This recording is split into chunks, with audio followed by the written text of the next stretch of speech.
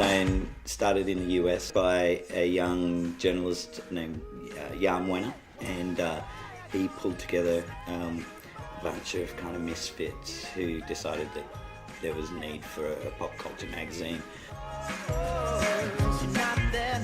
It started here in 1972. Rolling Stone's an interesting one because it doesn't have an absolute, it's a mass market magazine, but it doesn't have a mass sales audience, but people know it. People know the masthead, people always come back to it, so our sales tend to be fairly consistent. Rolling Stone the magazine is unashamedly fairly mainstream in terms of not necessarily the attitudes, but the level of artists.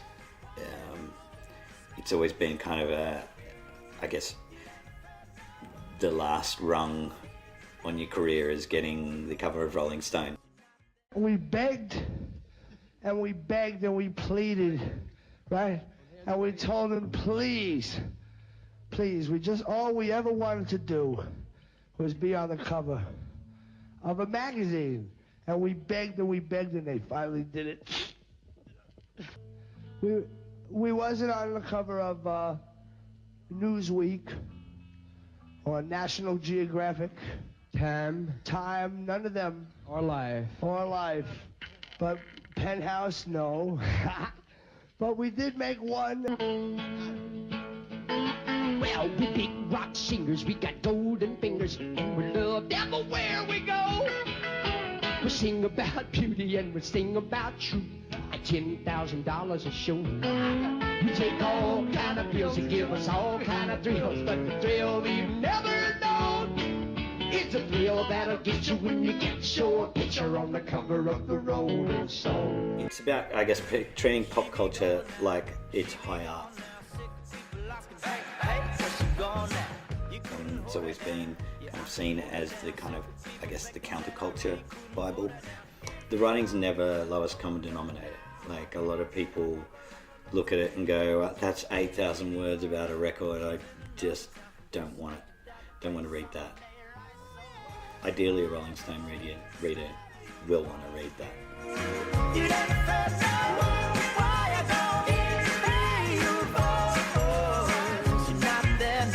And the Rolling Stone Awards were, I guess, a reaction to the ARIAs.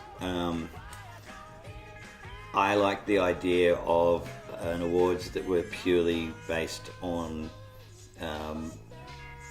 the opinion of reviewers. I am very flattered to be here. I'm always down for a party, but it helps when you actually nominate for something. I'm stoked, mate. Yeah. Amazing the way there's so many like amazing artists up for the awards, and it's kind of like anybody who gets it deserves that shit, so I'm happy for them. I could not follow her, sick of people thinking that I really should have followed her. If this was all I dreamed. And so I wanted to have an awards that was based on that feeling of that the artists get when they get a 5-star review, and I also wanted it to be less boring than the ARIAs. It's just a really boozy, kind of drunken, badly behaved event. I'm pretty proud of every issue. Every time an issue comes out, I pick it up and I flick through it and I look at how small the team is and I go, oh, I can't believe we did that. I can't believe we got it out. And every time I get an issue out and we can pay everyone's wage and everyone gets to work in, you know, what really is for a lot of people now just never going to be anything more than a hobby. Like, wow, I'm keeping people like gainfully employed in an industry that's this much fun. That's great. It becomes so intrinsically linked with everything you do, working in a magazine like this, that you don't ever really feel like you're not working, and you never feel like you're not doing something you love. See my picture